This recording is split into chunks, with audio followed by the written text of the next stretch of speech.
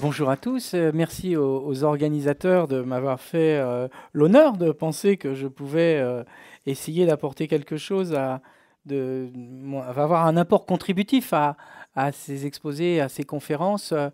Maintenant que je les ai remerciés, je peux quand même me plaindre pour commencer, parce que c'est vrai, 1 heure là-dessus, alors qu'on pourrait faire un cours de 30 heures, tellement l'enjeu et les intrications sont énormes. C'est une gageure, on est aux limites de la Bible sur un grain de riz, mais je vais quand même essayer. Du coup, et c'est pas plus mal, puisque justement, si j'accepte ce type de dispositif, c'est aussi parce que justement il y a une partie débat après. À certains moments, je serai aux limites des titres de chapitres et de quelques idées qui pourront relancer précisément les questions et les débats. Je suis sûr que vous n'en manquerez pas, surtout sur ce sujet, puisque effectivement tout le monde est amené à se forger une conviction et une opinion là-dessus. Alors, du coup, la place des médias dans la relation avec le monde politique, etc., c'était un peu la commande. Alors, du coup, j'ai mis ça sous l'angle, vous voyez, commune défiance, intérêts divergents et relations croisées. Quand on essaye de voir comment se tricotent les liens entre les médias et la politique, ça me paraît être une façon d'essayer de rétablir la complexité des choses. Parce que c'est vrai que beaucoup d'idées, j'allais dire d'idées fausses, et d'idées un peu simples et simplistes circulent sur le sujet. Et donc, mon objectif en tant qu'universitaire, c'est d'essayer de rétablir de la complexité dans le chaînage des choses, d'où ce point de vue que vous allez voir associant les 3 dimensions. Alors, commune défiance, ce qui me paraît le plus notable et le plus spectaculaire dans les situations d'aujourd'hui. Donc, j'ai compris la commande aussi uniquement en France. Bien sûr, je pourrais vous parler de Donald Trump, je pourrais parler d'autres d'ailleurs, mais ce n'est pas le sujet. Éventuellement, dans les questions, on verra bien, mais voilà. Commune défiance. Moi, ce qui me paraît le plus spectaculaire à noter quand on commence à regarder la question des relations entre le politique et les médias aujourd'hui, c'est de voir comment, finalement, ils sont associés quelque part par une commune défiance. Une commune défiance massive des Français vis-à-vis des deux, en tant qu'institution, et en tant qu'institution d'ailleurs qui sont très souvent reliées par une appellation plus ou moins infamante, qui sera la classe politico-médiatique. Voilà. Donc on a l'habitude d'entendre un discours qui est un discours de rejet commun au nom du fait qu'ils auraient précisément des intérêts croisés, que l'un ferait le jeu de l'autre, etc., que l'un serait manipulé par l'autre, et d'ailleurs en fonction des accusations, une fois c'est l'un qui manipule, une fois c'est l'autre, enfin bref, on y reviendra sur toutes ces accusations. Et donc, ce que je voudrais, c'est commencer par exposer des variables chiffrées et quelques exemples qui traduisent, pour commencer, cet arrière-plan aujourd'hui, quand on aborde la question, qui est celui d'une défiance massive vis-à-vis de ce que font les politiques et de ce que font les médias, et justement dans la manière dont ils interagissent. Donc vous avez par exemple ce baromètre de la confiance annuel. Là, c'est les chiffres, pour celui-là, c'est celui de baromètre janvier 2016. Après, j'en ai d'autres, c'est des janvier 2017. Qui est fait par justement le CEVIPOF, le Centre d'études de la vie politique française à Sciences Po, le CEVIPOF qui justement a considéré qu'aujourd'hui, nous sommes dans une société de défiance et que donc il valait le coup de tous les ans d'essayer d'établir un baromètre de la confiance. Et vous voyez que quand vous pensez à la politique, pouvez-vous me dire ce que vous éprouvez d'abord ? De la méfiance, 39%, du dégoût, 33%, donc de l'intérêt, 10%, c'est quand même faiblard. Donc on voit bien que le respect, on n'en parle même plus, il n'y en a pas. Donc on voit bien que la politique est très, très rejetée. Et du coup, ils essayent d'établir un baromètre de la confiance de l'ensemble des institutions. Alors vous voyez que les hôpitaux, l'armée, en dépit les hôpitaux, de ce que l'on sait du fonctionnement plus ou moins parfois bancal, etc., mais on a confiance, on se dit, ah bon, la police aussi, notamment après les attentats, mais regardez, les syndicats, les médias, les partis politiques. Donc là, on est dans des proportions quand même considérables. 29% de confiance pour les syndicats, 24% pour les médias, 11% pour les partis politiques. Alors on peut dire que les médias s'en sortent moins mal que les partis politiques, mais ils sont quand même au fin fond du bout du trou en matière de confiance. Donc et quand on voit les évolutions, le moins qu'on puisse dire, c'est que ça évolue pas beaucoup, ou en tout cas, si ça évolue, c'est sur des courbes qui restent extrêmement basses en termes de confiance, pour ne rien dire des partis politiques dont on est quasiment dans l'encéphalogramme plat, si on cherche à les étudier du point de vue de la confiance. Et donc, à votre avis, est-ce que les responsables politiques en général se préoccupent beaucoup, assez ou peu de ce que vous pensez ? 46%, pas du tout, peu 42%, c'est exactement ce que dénoncent les Gilets jaunes, il faut être très clair là-dessus. Ce sentiment que la classe politique agit dans son univers et que, bien que devant être élus, finalement, ils en font un peu qu'à leur tête. Et je n'ai pas parce que la question n'est pas posée là, mais c'est en partie la même critique qui est faite aux médias. Les médias, vous êtes dans votre bulle, vous faites vos trucs, parfois vous notamment dans le journalisme politique, vous posez des questions qui sont des questions du microcosme politique qui n'intéressent que vous, mais nous, en fait, voilà, les vrais sujets, vous n'en parlez pas, etc. Donc, cette idée qui est très fortement ressentie chez beaucoup de Français, qu'il y a une dissociation entre nos préoccupations réelles, nos conditions de vie réelles, et ce dont parlerait et ce dont s'occuperait les hommes politiques, enfin le personnel politique en général, et les médias également. Et du coup, quand on pose la question, diriez-vous en France que la démocratie fonctionne très bien, pas assez bien, etc., vous voyez, les chiffres là aussi sont très troublants. 43% pensent que ça ne fonctionne pas très bien, 24% pas bien du tout. Et vous voyez la courbe, si on égalise les pas très bien, et ben vous voyez qu'on navigue dans des eaux qui sont même plutôt montantes par rapport à une dizaine d'années. Donc, on est dans quelque chose qui est une véritable crise démocratique, de mon point de vue, tant du point de vue politique que du point de vue des médias. Du coup, ça a amené un sondologue, Brice Teinturier, qui passe souvent sur les plateaux télé, vous le savez sans doute, vous l'avez déjà vu. Il a fait ce livre l'année dernière qui s'appelait « De plus en plus de Français sont des PRAF », PRAF pour « plus rien à foutre ». Ou plus rien à faire si on veut avoir un langage un peu plus châtié, mais c'est quand même bien cette idée. C'est-à-dire, l'idée, c'est que un certain nombre de Français se détournent de la vie politique, de la classe politique, et, par exemple, se détournent de l'exercice du premier de leur droit, certains diraient devoir citoyen, celui d'aller voter, évidemment. Donc, on va avoir 3 catégories, nous dit-il. Il nous dit, voilà, il y a donc les désengagés qui disent n'avoir jamais été intéressés par la politique ou pas depuis un long moment. Du coup, ce sont des abstentionnistes systématiques. Ils sont totalement dégoûtés de la vie politique. Ils ne croient plus en rien et ils ne s'y intéressent plus. Et du coup, ce sont aussi des gens qui vont très peu s'informer. Parce que à quoi bon s'informer ? À quoi bon aller essayer de savoir comment fonctionne la société si de toute façon on considère qu'on n'est plus vraiment un citoyen, on n'a plus à se préoccuper de la chose, puisque vous savez, dans le système démocratique, j'y reviendrai, les médias ils jouent un rôle évidemment pas seulement théorique mais pratique fondamental. Les désillusionnés, c'est ceux qui affirment aimer la politique, mais qui ne croient plus beaucoup à la vertu du vote, notamment pour ce qui concerne la capacité des élus à changer le cours des choses. Donc il nous dit, voilà, c'est peu, c'est 2%. Ce serait des abstentionnistes stratégiques au sens des gens qui disent, bah voilà, moi en fait, je pourrais être politisé si je croyais en la capacité des hommes politiques à agir. Et de fait, il y a une crise de l'imputation politique. Enfin, c'est dans mon vocabulaire à moi, je dis ça comme ça.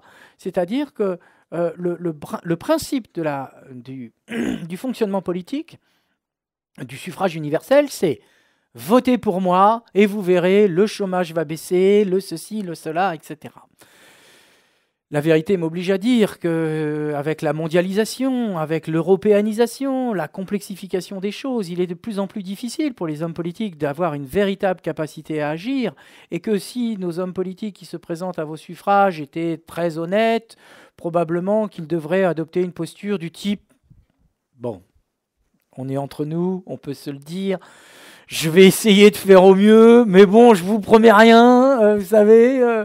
Bon, si le chômage diminue, peut-être que j'aurais eu du bol parce qu'il y aura eu une conjoncture économique favorable. Bon, alors, écoutez, on va faire au mieux, mais bon, votez pour moi, mais je vous promets rien. » Et là, évidemment, ça serait une posture sans doute honnête. Mais est-ce que c'est très vendeur ? J'en suis pas sûr.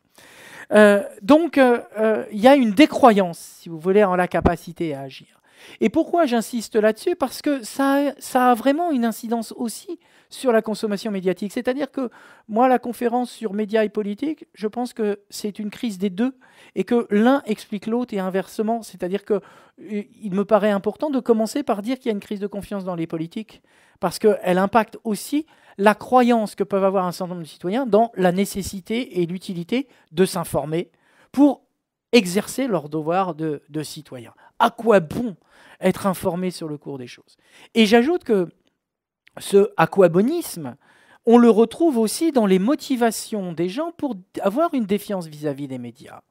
Parce que les médias ont cette capacité aujourd'hui à nous informer tous les jours sur tous les malheurs du monde, et ça peut également créer une sorte de découragement à s'informer parce qu'on se sent submergé par la misère du monde et on a l'impression que c'est très anxiogène puisque l'on reçoit, on voit déferler sur nous tout un tas d'informations et on se dit mais oui, et qu'est-ce qu'on peut faire face à ça ?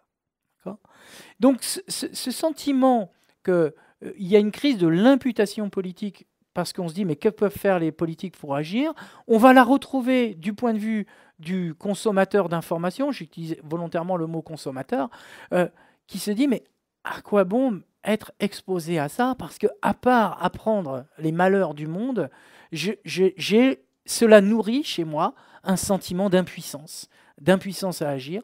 J'ai conscience des injustices du monde et en même temps je suis paralysé dans ma décision en tant que citoyen. Alors du coup, ça se matérialise par une montée croissante de l'abstention, notamment au moment des élections législatives. Il n'y a que 2 élections qui échappent à ça, c'est les élections municipales, parce qu'on veut encore en croire en son maire, à sa capacité à agir, etc. Et puis l'élection présidentielle, parce qu'on se dit que c'est quand même l'élection décisive sous la Ve République, même si là aussi, ça commence à s'effriter un peu en termes de taux de participation. Et le pire de toutes les élections étant les élections européennes, qui sont perçues comme des élections sans enjeu, où on se dit, oh, bon, après tout, et donc on a 2 choses, un vote exutoire de défoulement, alors on va y aller, on va voter pour machin ou pour truc, histoire de gueuler, enfin, etc., ou alors on va s'abstenir. Et là, parti comme c'est parti, je prends aucun risque à vous annoncer qu'à mon avis, il y aura au minimum 60% d'abstention aux prochaines élections, si ce n'est pas plus. Voilà, et donc... je vais vous décrire différents types de systèmes politiques. Pour chacun, veuillez me dire si cette façon de gouverner le pays serait très bonne, bonne et assez bonne. Donc quand on considère les très bonnes et assez bonnes, avoir un système politique démocratique, autrement dit ce qu'on connaît, 90%. Et donc comme il y a plusieurs réponses possibles, c'est pour ça que ça dépasse les 100 évidemment. Mais regardez bien ce qui se passe après. Que ce soit les citoyens et non un gouvernement qui décident que leur semble meilleur pour le pays. Donc une sorte de démocratie directe, 60%. Mais aussi, regardez, avoir à sa tête un homme fort qui n'a pas à se préoccuper du Parlement ni des élections, 47%. Que l'armée dirige le pays, 17%.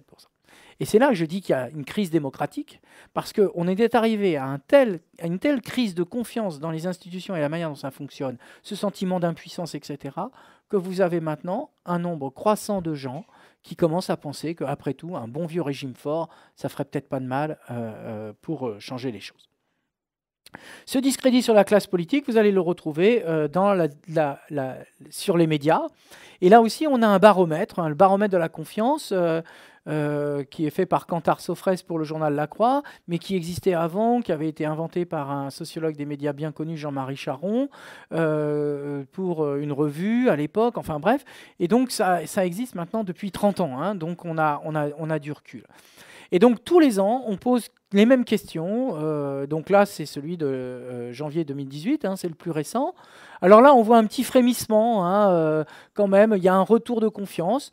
Donc en général, à propos des nouvelles que diffusent les médias, vous vous dites que les choses se sont passées comme ils racontent.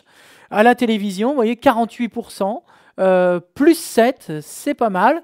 En même temps, voilà, 48% des Français disent que ça s'est à peu près passé comme ils le racontent. Ça veut dire donc qu'il y en a 52% qui pensent que ça ne s'est pas passé comme ils le racontent, alors même que la promesse démocratique faite par les journalistes, c'est de vous restituer les faits. Donc, même si on peut se dire, tiens, cette année, c'était un peu mieux, enfin l'année dernière, c'était un peu mieux, plus 7, vous voyez, plus 8 pour les journaux, ça reste quand même 48, 52, 56 pour la radio, c'est le média qui s'en sort le mieux, surtout dans les générations plus anciennes, puisque quand vous demandez à des jeunes, y compris des jeunes étudiants, comme je l'ai fait pendant plusieurs années, en leur faisant passer des concours d'entrée dans une formation en journalisme, qu'est-ce que vous écoutez à la radio le matin ? Mais France Inter, France machin, des éditorialistes, vous voyez, c'est... Bon. Donc, la radio est en perte de vitesse vraiment générationnellement, hein, alors qu'elle est considérée par ceux qui écoutent comme vraiment le média le plus fiable de tous. L'intérêt pour l'actualité baisse, hein, et c'est ce que je vous disais tout à l'heure, c'est à quoi bon exercer, à quoi bon vouloir s'informer alors qu'on ne croit plus à son pouvoir de citoyen, et à quoi bon s'informer alors que ces informations sont déprimantes et nous mettent juste face à notre impuissance, hein, en quelque sorte. Donc, vous voyez, est-ce que vous le suivez avec intérêt, grand intérêt, etc. C'est seulement 62%, donc enfin 46% avec assez grand, très grand 16%, hein, vous voyez, on est quand même dans des logiques résiduelles, et si vous voyez les choses, elles vont, alors il y avait une époque un peu de crise, puis après on était quand même sur les 70%, hein, et là on est à nouveau en train de baisser, hein, sur le grand ou très grand intérêt. Alors si on regarde par les médias, un des médias qui reste extrêmement stable dans une répartition très très dichotomique des Français, c'est la télévision, hein, où vraiment, c'est très clivé. Il y a les gens qui veulent bien faire confiance à la télévision pour dire ouais, c'est à peu près comme ça s'est passé, et d'autres qui n'y croient pas du tout.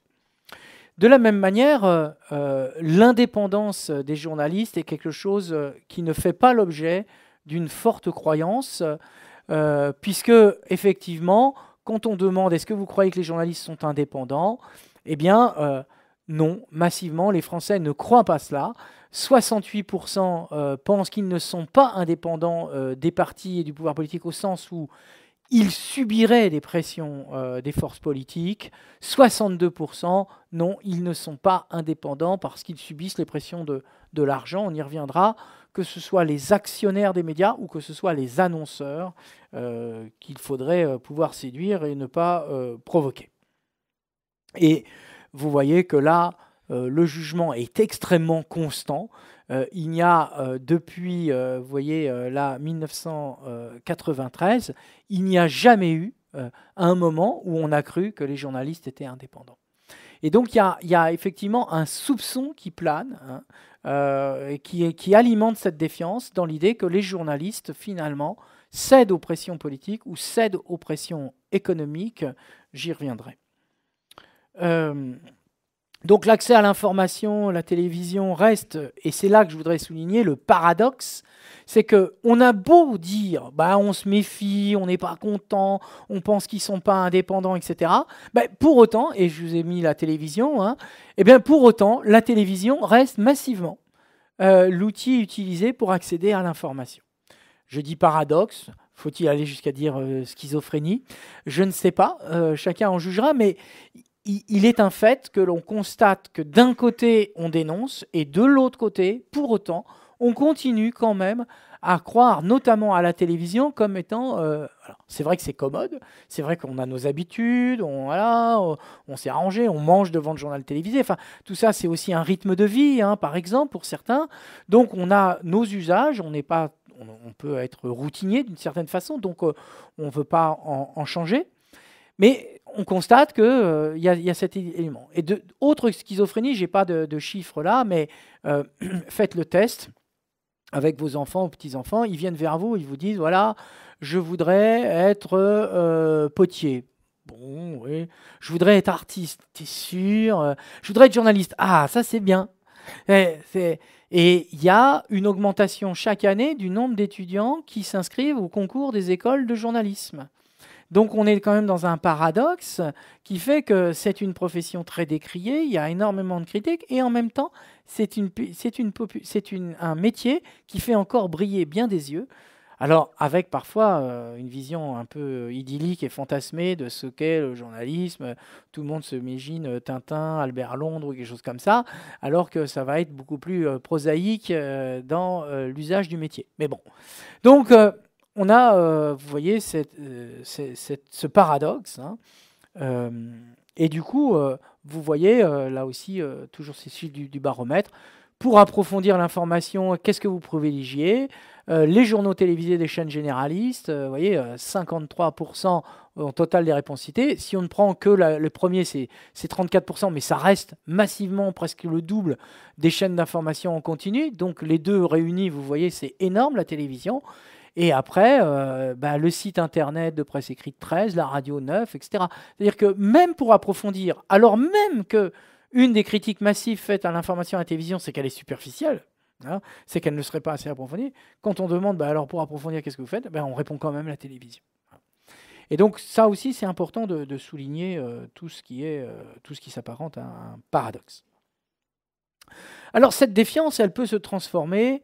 et c'est là que ça devient dangereux, parce que elle devient de la haine. On a des tas de circonstances aujourd'hui où il est de bon ton de dénoncer les journalistes et de les dénoncer sur des propos qui sont très virulents. Alors, on en a notamment les réseaux sociaux, puisque les réseaux sociaux sont appropriés avec ce que j'ai appelé dans un article l'ensauvagement du web. Hein. C'est-à-dire qu'il y a l'idée qu'on perd un certain nombre de règles et d'usages de la civilité et de la courtoisie ordinaire. Et du coup, vous trouvez énormément puisque j'ai travaillé là-dessus, énormément de discours de dénonciation qui sont carrément l'expression d'une véritable haine vis-à-vis des médias. Et donc, avec des jeux de mots comme la prostituée, les merdias, hein, donc tout le monde comprend les contractions, vous en trouvez en abondance. Hein. Ah, si c'était la démarche de François Mitterrand, celui que les merdias du système ont assassiné avec l'aide de nombreux apparatchiks. Là, on va commencer à rentrer dans les critiques sur justement l'idée que les médias conduiraient au complot et n'hésiteraient pas à torpiller des personnalités politiques pour le plaisir de les torpiller. Les merdias ne diffusent pas ces actus, donc c'est au porte-à-porte, de bouche à bouche, qu'il faut porter ces informations. France Insoumise, ça c'est pour vous montrer qu'on peut être un soutien de Fillon et appeler les journalistes des merdias, et un soutien de Mélenchon et appeler les journalistes des merdias. C'est-à-dire qu'il n'y a pas, de ce point de vue, un côté ou de l'autre qui serait plus particulièrement... Voilà. Quand Macron, Ferrand, Solaire, Pénigaud et devraient être ils sont aux destinées de la France, corruption, système juridico-merdia. Donc, vous voyez, je vous disais, on assimile la classe politico-médiatique, on peut aussi faire le juridico-médiatique, en l'occurrence juridico-merdia. Militantisme bobo de France Inter, sans limite, que dirait ce merdia si une chanson se moquait de la mort de Mossoul de journalistes? Vous voyez, là, il y a eu toute une polémique. Le CSA est d'ailleurs intervenu et a blâmé France Inter, puisque dans l'émission de Charline Vanhoenacker, il y a eu un comique qui a fait une chanson se moquant d'un torero qui venait d'être tué. On voyait bien qu'il était anti-corrida et qu'en gros, la chanson, c'est bien fait pour lui, il n'a pas à être là-dedans. Bon. Donc, et bien sûr, Donald Trump, alors donc normal que Trump se paye les journalopes. hein, autre contraction insultante, qui n'ont rien de journalisme et sont des raclures, comme en France. Bon, voilà. Donc tout ça prend des proportions et alors du coup on va dénoncer, j'y reviendrai, justement le rôle des grands actionnaires qui seraient derrière, qui tireraient les ficelles. Donc évidemment c'est l'UPR, hein, donc c'est Asselineau, vous savez, le Frexit, etc. Donc là ils sont très très virulents. Et vous allez trouver là aussi, toujours du côté des mélanchonistes, les journalopes et leurs merdias sont la première source de problèmes dans ce pays. Donc l'idée qui est une accusation classique qu'on connaît depuis l'Antiquité, que c'est finalement c'est le porteur de mauvaises nouvelles qui devient le responsable de la mauvaise nouvelle, hein. C'est un grand classique. Je voudrais juste, pour terminer sur ce point-là, montrer que une partie de ces accusations ne sont pas si nouvelles. Nous sommes en train... Nous avons fêté d'une certaine façon, même s'il n'y a pas eu de grande cérémonie, les 50 ans de mai 68. Voilà, la police vous parle tous les soirs à 20h avec le micro au RTF. On vous intoxique, vous voyez, radio, télévision, donc mouton, vous voyez, comme on trouve chez le boucher avec les différentes pièces. L'information libre, l'intox vient à domicile avec les Croix de Lorraine qui sont des antennes de télé, etc. Alors bien sûr, en mai 68, l'ORTF était complètement sous le contrôle du pouvoir politique. Donc ça avait quelques justifications, n'est-ce pas? Mais il n'empêche qu'on va redire aujourd'hui la même chose qu'en mai 68, alors que les conditions d'appropriation et de contrôle politique ont complètement changé. Alors, une fois que j'ai dit ça, je voudrais montrer tous ces discrédits et toutes ces critiques, ces accusations, rentrer dans le détail de ce qu'on peut reprocher et de la manière dont on peut analyser la relation entre médias et politique. Et d'abord, je voudrais dire une chose très importante. Les médias, ça n'existe pas. Les médias, au sens, il y aurait une sorte de mécanique infernale qui justifierait un label qui permettrait de dire tout le monde pense la même chose, ben ça n'existe pas.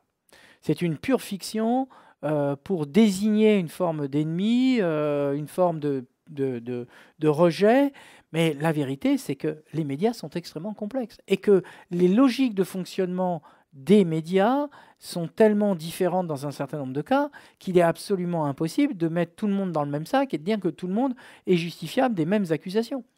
Ça commence par les supports. Entre le journalisme de télévision et ses contraintes, ça n'a rien à voir avec un journal qui serait un mensuel, qui prend le temps, etc. Évidemment, un journal comme le journal Le Monde, vu ses moyens et sa réputation, ne va pas traiter l'information de la même manière que le Parisien. Un journal régional n'a pas les mêmes contraintes, n'a pas les mêmes exigences qu'un journal évidemment national. Et bien sûr, sur Internet, vous trouvez tout et absolument son contraire. Et dire que les médias, donc BFM TV, Mediapart, Ouest France et Le Petit Bleu des Pyrénées, tout ça c'est pareil, c'est juste un non-sens. C'est juste un non-sens. C'est là qu'il faut se rappeler quand même de la complexité des choses et ne pas se laisser tenter par l'idée d'assimiler tout le monde alors qu'il y a une extrême complexité du paysage français et qu'on peut raconter tout ce qu'on veut sur la dénonciation de telle ou telle manière de traiter l'actualité dans tel et tel média. Et il y a, dans un certain nombre de cas, ils méritent tout à fait les critiques qu'on leur porte, il n'y a pas de doute possible. Mais il n'empêche que nous restons pour l'instant encore, dans une société extrêmement pluraliste du point de vue des médias, et que je mets au défi quiconque d'essayer de me prouver ici et maintenant qu'il n'a pas les moyens, pour peu qu'il en fasse l'effort, de trouver le média qui lui convienne, parce qu'il y a quand même largement de quoi faire, si on veut plutôt ceci ou plutôt cela, plutôt de droite, plutôt de gauche, plutôt de ceci ou plutôt de là, plutôt un ton sarcastique ou un ton machin, enfin bref, il y a largement de quoi faire. Alors, pour continuer la conférence, j'ai dit... j'ai montré donc la commune défiance. Et maintenant, je voudrais rentrer du coup dans les intérêts divergents et les relations croisées entre politique et médias et montrer comment tout ça complexifie les relations. Il est une évidence que chacun dans son rôle, politique et médias, n'ont pas les mêmes intérêts. Ils n'ont pas les mêmes intérêts et c'est déjà théorisé dans la théorie démocratique. Dans la théorie démocratique, il est évident que les médias sont un rouage, sont de l'huile dans le rouage, dans la mécanique démocratique. La base du principe démocratique associé au suffrage universel, c'est que les citoyens sont des citoyens éclairés et que pour être éclairés, ils doivent être informés. Donc, la base du journaliste, c'est justement de donner, avoir un certain nombre d'informations de façon à ce que les gens sachent en connaissance de cause ce qu'il... Du coup, du point de vue journalistique, il est parfaitement normal de pouvoir faire savoir que François Fillon a peut-être utilisé l'argent public pour financer sa femme, ses enfants, pour des emplois qui seraient plus ou moins fictifs. Ça n'est pas, du point de vue des journalistes, la volonté de détruire un homme, de prendre position pour un camp ou pour l'autre. C'est, dans le cadre d'une élection, une information qu'ils jugent nécessaire de porter à la connaissance du public. Et par rapport à tous ceux qui criaient au complot par rapport à Fillon, etc., en disant « Ah oui, alors comme par hasard, maintenant qu'il est... » Ben oui, c'est pas par hasard, c'est justement parce qu'il est candidat et qu'il concourt au suffrage qu'on s'intéresse un peu plus à lui. C'est pas une contradiction ou c'est pas la preuve d'un complot, c'est la preuve que du point de vue des journalistes, ils considèrent qu'il faut donner un certain nombre d'informations. Là où la question mérite d'être posée, c'est mais est-ce qu'ils ont fait la même chose pour les autres ? Vous voyez, c'est-à-dire que la question, à mon sens, du point de vue de la légitimité démocratique des journalistes à agir dans ce genre de contexte, n'est pas est-ce qu'ils ont fait le boulot ou pas pour François Fillon, c'est est-ce qu'ils font bien les efforts de faire la même chose pour tout le monde. Vous voyez, c'est en termes de proportionnalité par rapport aux autres et pas tellement en soi. Donc, les journalistes, ils consacrent du temps, de l'espace à couvrir des sujets politiques, parce qu'ils considèrent que la politique, c'est quelque chose d'important, que c'est quelque chose de décisif, d'où, par exemple, les soirées électorales. On casse l'antenne, on met en place un système, des correspondants, enfin bref, ça devient un événement, et c'est la preuve que les journalistes considèrent que la vie politique, c'est quelque chose d'important, et que leur rôle est justement de faire ça. Je me permets d'attirer votre attention sur le fait que, précisément, c'est grâce aux médias que nous avons des estimations électorales qui font que dès 20h, nous connaissons le résultat de l'élection qu'on n'est pas en train d'attendre de dépouiller, parce que des politologues se sont associés à des médias pour faire en sorte d'avoir l'information le plus rapidement possible. Donc, information fiable, puisqu'elle repose sur des premiers bulletins réellement dépouillés et non pas sur des sondages sortis des urnes, ce qui fait que la France est quasiment un des seuls pays au monde à faire ça. Et que les choses vont changer, d'ailleurs je vous le signale, nous n'aurons plus d'estimation électorale comme nous les avions avant, c'est fini ça, puisque ça reposait sur le différentiel de fermeture des bureaux de vote entre ceux qui fermaient à 18h et ceux qui fermaient à 20h. Comme désormais, pour lutter contre la circulation d'informations sur les réseaux sociaux, style le hashtag Radio Londres, etc., où les gens annonçaient les résultats avant qu'ils ne soient officiellement proclamés, à la fermeture de tous les bureaux de vote, eh bien, le gouvernement a décidé de faire une loi dans laquelle tous les bureaux de vote fermeront à la même heure.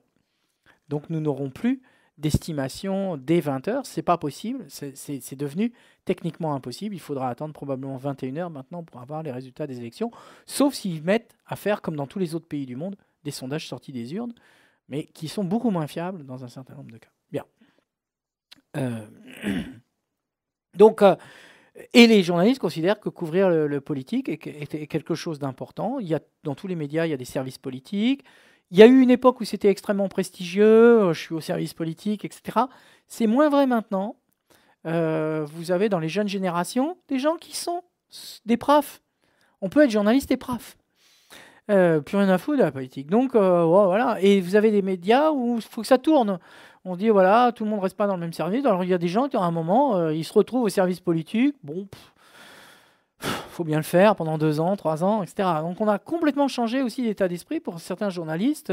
Avant, c'était l'espèce de Graal. Ça y est, je suis rentré au service politique. C'est plus forcément le cas en fonction des rédactions. Dans certaines, c'est même un peu le pinceau. Bon, il faut bien le faire. Alors, j'y vais, mais bon, voilà. J'aurais tellement préféré être au service des sports. Enfin, voilà. Euh, De l'autre côté, les intérêts sont divergents. Les médias, les hommes politiques, le personnel politique en général, je vais essayer de dire le personnel politique plutôt que les hommes politiques, parce que bon, bien sûr dans les hommes politiques il y a aussi les femmes. Enfin bon, bref, voilà, vous me pardonnerez mesdames, mais enfin vous m'avez compris. On va dire que exceptionnellement les hommes politiques, ça veut dire les hommes et les femmes politiques, voilà. Et donc en l'espèce, évidemment, ils savent qu'ils ont besoin des médias, des besoins d'attirer l'attention des médias pour parler aux électeurs. Mais ça implique deux choses. Un, d'abord, il y a une première réserve à ça, c'est que avec les réseaux sociaux, avec les chaînes YouTube, avec leur compte Twitter, leur Facebook, etc., c'est moins vrai. C'est-à-dire qu'un certain nombre d'hommes politiques, enfin d'élus ou de candidats, s'aperçoivent qu'ils ont moins besoin des médias qu'avant parce qu'ils ont leurs propres médias. Mais quand même quand ils ont leurs propres médias, le relais des médias donne quand même une visibilité supplémentaire, ce qui fait qu'ils ne peuvent pas s'en passer totalement non plus. Alors évidemment, le problème, c'est qu'ils perçoivent bien que s'ils ont besoin des médias pour relayer leur information, le problème, c'est que les journalistes, ils ne font pas forcément simplement un relais publicitaire. Ça peut arriver, je vais y venir. Mais pas forcément. Et donc, du côté des hommes politiques et de leurs conseillers en communication, ils ont appris progressivement, à partir de la fin des années 70, début des années 80, à rentrer dans une logique de marketing politique où il fallait contrôler, il fallait passer par les médias, et notamment les médias audiovisuels, mais contrôler ce que les médias audiovisuels allaient dire. Du coup, ils ont inventé alors ce que les Anglais, les Britanniques et Américains appellent les spin doctors, hein, les spin, ça veut dire to spin, en argot, ça veut dire bobarder, raconter des cracks. Hein. Donc spin doctor, au départ, c'est un terme inventé par les journalistes pour contester les conseillers en communication britanniques et américains sur le mode « Ah non, mais attendez, vous ne la faites pas. Hein. En fait, vous êtes des docteurs S-bobard, comme on dirait docteur S-sciences, S-lettres, vous voyez, docteur pipeau. Hein. Et comme les spin doctors sont des gens malins et intelligents, au lieu de se braquer, comment vous nous insultez, vous nous appelez docteur S-bobard, docteur, oh mais c'est très prestigieux. Mais oui, bien sûr, je suis docteur S-bobard si vous voulez, mais je suis docteur quand même. Hein. Et du coup, les spin doctors ont retourné le stigmate puisqu'ils ont fini par prendre le terme pour eux-mêmes. Et donc, ils se disent spin doctors, alors qu'au départ, c'était un terme un peu d'injure.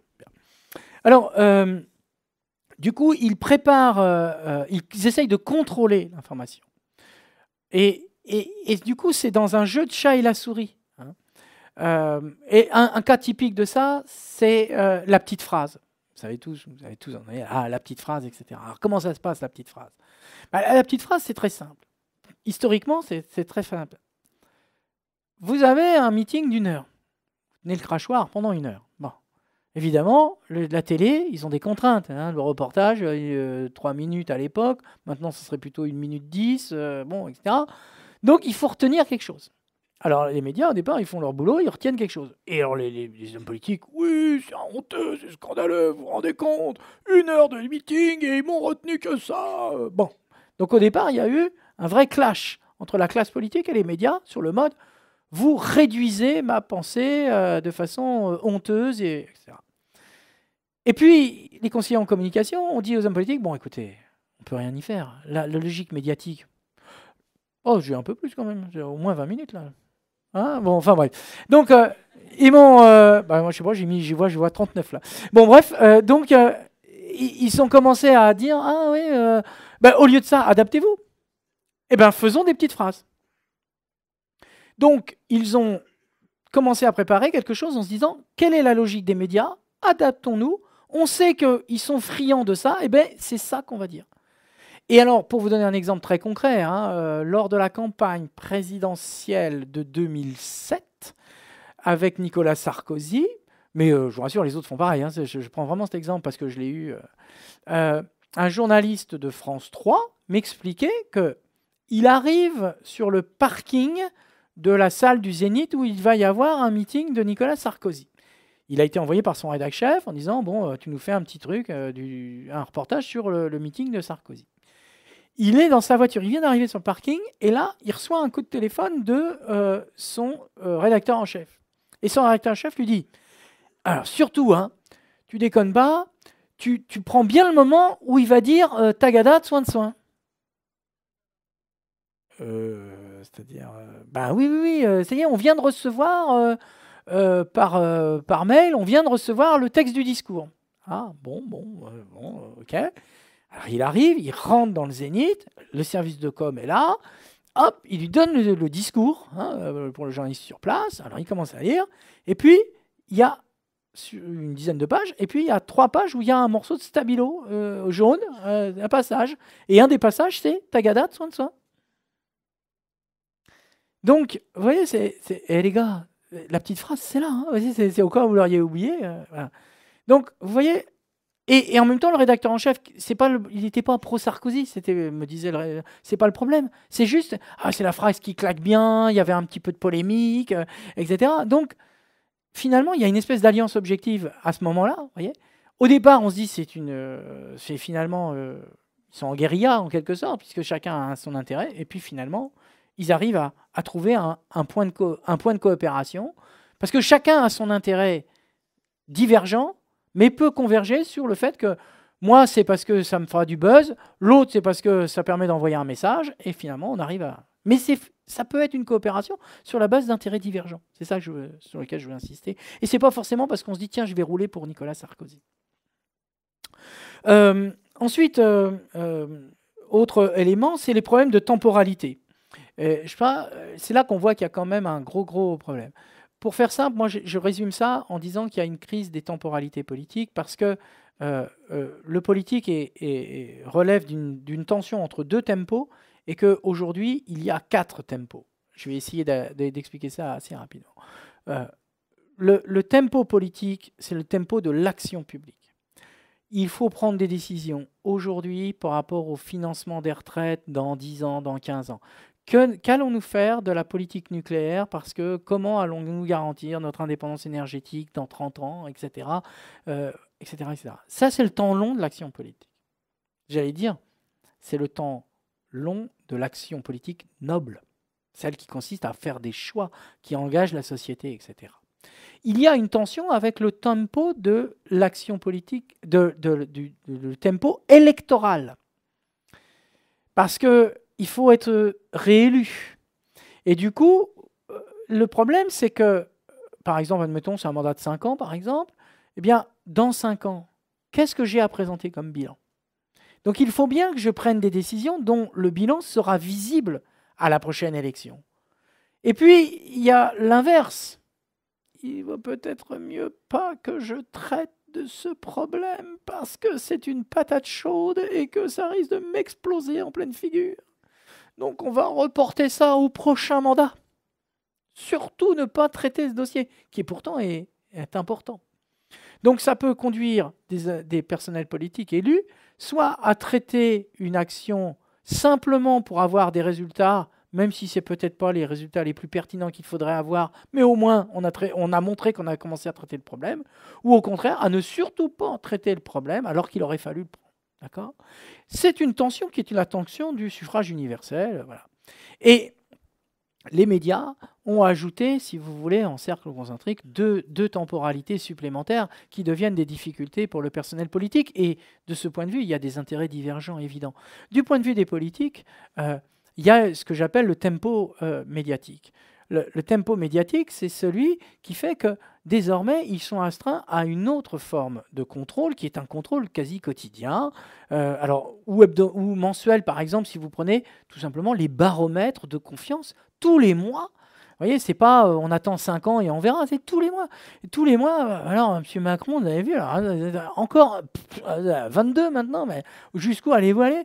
Mais attention, vous allez bientôt rejoindre François Hollande dans les tréfonds de l'impopularité. Ça vous fait quelque chose ou pas? Enfin, vous voyez.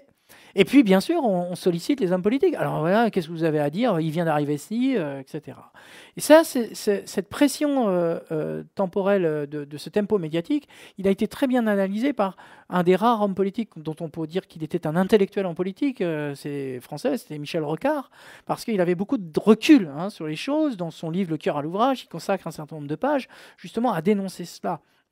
Et à dire cette pression politique, cette pression médiatique, devient un handicap pour agir, parce qu'il y a des choses, il faut mettre des coups spectaculaires, il faut ceci, cela.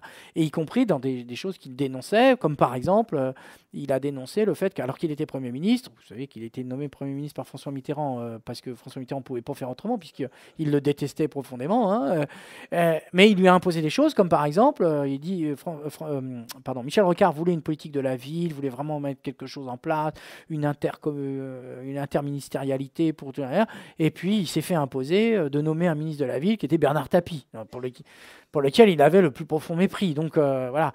Et il disait, voilà, ça c'est typiquement céder à un coup médiatique, on met Bernard Tapie pour mon... bon, bref.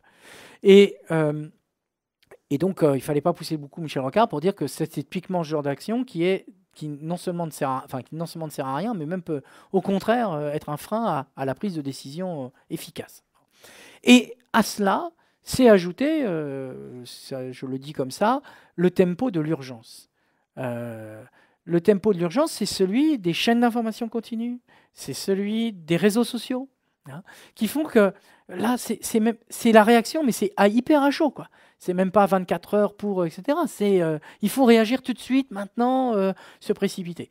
Mon analyse, par exemple, de la gravité qu'a pris la crise à l'intérieur de l'UMP au moment de l'élection interne à l'UMP entre Jean-François Copé et François Fillon, où chacun s'accusait mutuellement de fraude, ce qui était probablement vrai des deux côtés. Hein, la question est de savoir lequel avait peut-être plus fraudé que l'autre. Bon.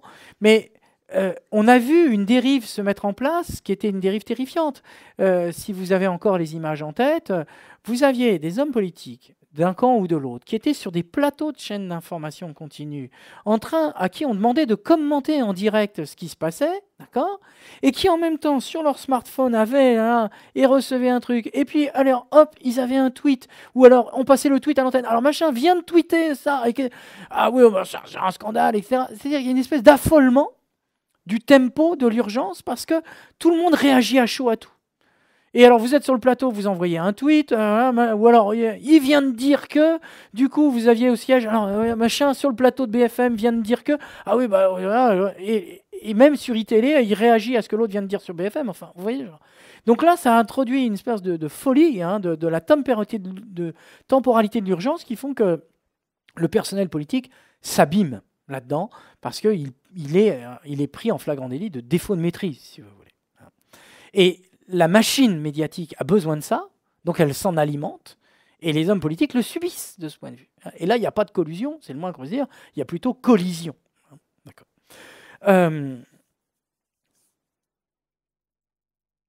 D'autres éléments qui montrent qu'il peut y avoir des discordances, songez à la question très délicate de la médiatisation des attentats terroristes. Tout le monde sait que c'est une problématique constante en matière de terrorisme. S'il y a terrorisme au sens de terreur, c'est que malheureusement, tous les terroristes savent très bien utiliser les médias. Je ne vais même pas revenir sur les attentats de Charlie Hebdo et autres. Reprenons par exemple les attentats de la rue de Rennes dans les années 80, etc.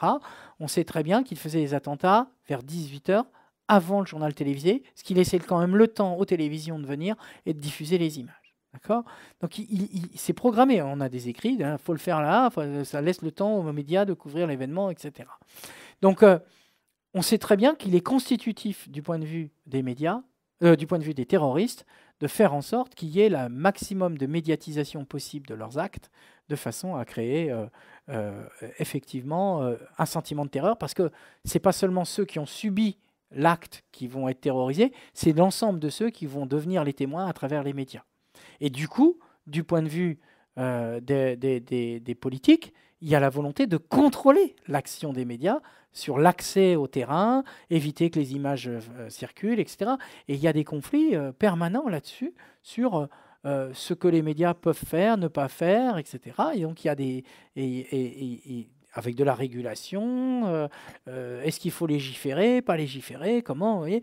Donc, et on voit bien que les médias ont leur part essayent d'être responsables, même si, on le sait, alors là pour le coup, pour les attentats de 2015, il y a eu des dérives, le CSA a dû sévir, a dû dire qu'il y avait des choses, et on peut dire que les attentats de Nice, parce que, je vais mettre un énorme hélas, avaient acquis quelques habitudes, donc on fait un peu moins mal, parce qu'ils ont effectivement... Moi, j'ai dirigé un mémoire de master là-dessus, à Assas, justement, d'une étudiante qui a montré comment, quand même, un certain nombre de dérives qui avaient été signalées au moment des attentats de Paris ont été pris en compte, y compris par les chaînes d'information continue, pour qui c'est difficile de tout gérer à chaud, pour éviter de...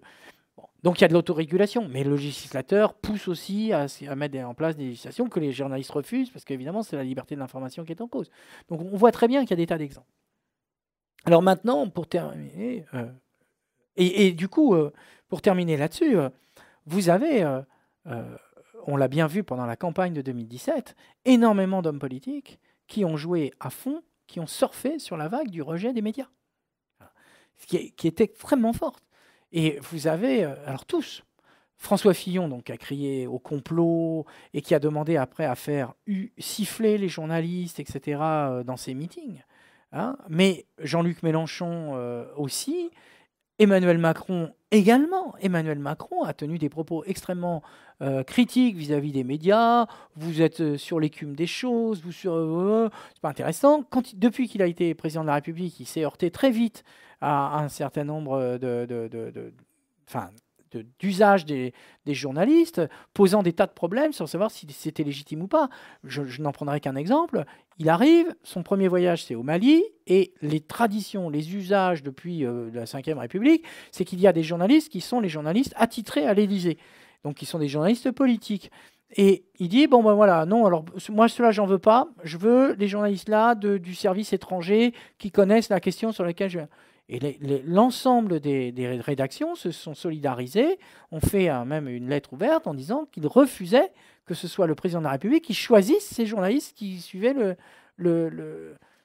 Et donc Emmanuel Macron disait que c'était légitime de considérer que ce qu'il voulait, ce soit des journalistes spécialistes de la question. Vous voyez ?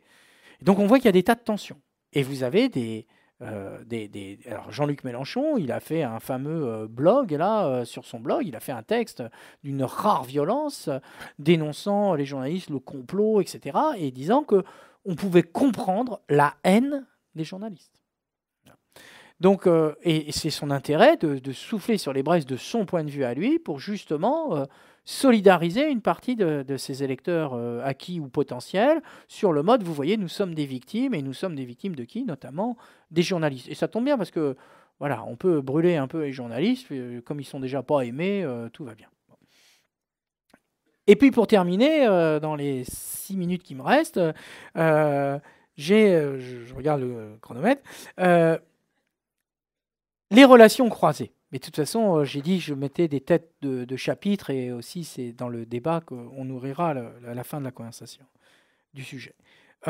Il existe quand même de nombreux points de rencontre qui peuvent aller de la collusion à la déférence, de la déférence plutôt, jusqu'à la collusion claire. D'abord, évidemment qu'il y a un jeu de promotion croisée. Il y a un jeu de promotion croisée. On est dans une sorte de star system, dans lequel des journalistes et des hommes politiques peuvent très bien comprendre l'intérêt qu'ils ont, y compris à mettre en scène leurs divergences. Et là, on a un magnifique exemple, le choix par Emmanuel Macron de se faire interroger dans une émission spéciale par Jean-Jacques Bourdin et Edwy Plenel, donc un qui serait étiqueté plutôt populiste droite, l'autre qui serait étiqueté, qui lui est clairement étiqueté à gauche, là ça se discute pas puisqu'il le revendique, ce qui n'est pas le cas de Jean-Jacques Bourdin. Et voilà, et si ça va au clash, c'est pas grave, ça montre à mes électeurs et à ceux qui me soutiennent que je tiens la dragée haute à des gens qui sont un peu agressifs, donc c'est bien la preuve qu'il n'y a pas de collusion. Vous voyez, je suis courageux puisque j'accepte d'eux, et les autres qui sont très critiques vis-à-vis d'Emmanuel Macron, ils sont contents de dire, vous voyez, moi, je fais partie de ceux qui ont été reconnus dignes d'aller interviewer le président de la République. Donc il y a évidemment un jeu de promotion croisée dans un certain nombre de cas, même si c'est pour mettre en scène leur divergence. Vous avez également des collusions entre des actionnaires des médias et le personnel politique. C'est une évidence, il serait absurde de le nier, mais ça ne veut pas dire que ça explique tout. Alors, les actionnaires, le problème en France, le mal récurrent en France, c'est qu'il y a très peu d'actionnaires médias. C'est-à-dire qu'on n'avons pas une tradition de capitaine d'industrie dans les médias. Donc la plupart des grands industriels qui investissent là-dedans, ils font autre chose et à un moment ils s'achètent un média. Ils s'achètent, et quand je dis ils s'achètent un média ou un groupe médiatique, ils le font parce qu'ils pensent qu'il y a des intérêts capitalistes éventuellement, surtout s'ils en prennent plusieurs. Là, ils construisent un groupe. Mais s'ils en prennent qu'un, j'achète Le Figaro, j'achète Libération, etc., ils achètent très clairement dans l'univers français un lien privilégié avec le personnel politique. Sur un mode, je fais partie désormais du Gotha de ceux qu'il faut entendre et écouter parce que j'aurai un vecteur d'influence. Et le mal français, c'est effectivement le fait de voir qu'un certain nombre d'industriels sont des industriels qui dépendent directement des marchés publics. C'est vrai du BTP avec Bouygues, c'est vrai d'Hachette, Lagardère, etc., avec l'armement, ce genre de choses. Et il est évident qu'on est dans une logique du type il faut être gentil avec M. Bouygues parce que sinon, on ne sait jamais, TF1 pourrait être méchant avec nous. Vous voyez, enfin, je veux dire, c'est jamais explicité comme ça, mais il est évident qu'il se joue des choses comme ça. Et puis après, effectivement, il y a des affinités politiques sur certains, notamment la presse écrite. Voilà. À un moment, il y a eu au Figaro, il y a eu toute une série d'affaires qui ont défrayé la chronique à propos de Nicolas Sarkozy. Vous êtes au courant, hein, il y a plusieurs casseroles. Et il y a eu débat parce que, pour faire simple, à un moment, sur une des affaires, il n'y avait pas de Nicolas Sarkozy en une, c'était en page 13, un articulé, etc. Et la rédaction qui n'est pas composé de dangereux gauchistes au Figaro, a dit, vous comprenez, là, il y a quand même un problème de crédibilité. C'est tous les autres médias, c'est en une, et nous, c'est page 13, c'est machin. Et Étienne Moujotte, qui était le patron du Figaro à l'époque, qui venait de TF1, Étienne Moujotte vient voir les journalistes qui râlaient un peu, il dit, écoutez, ok, je comprends, tout ça, mais quand même, on n'est pas là, je le cite, on n'est pas là pour emmerder Sarkozy.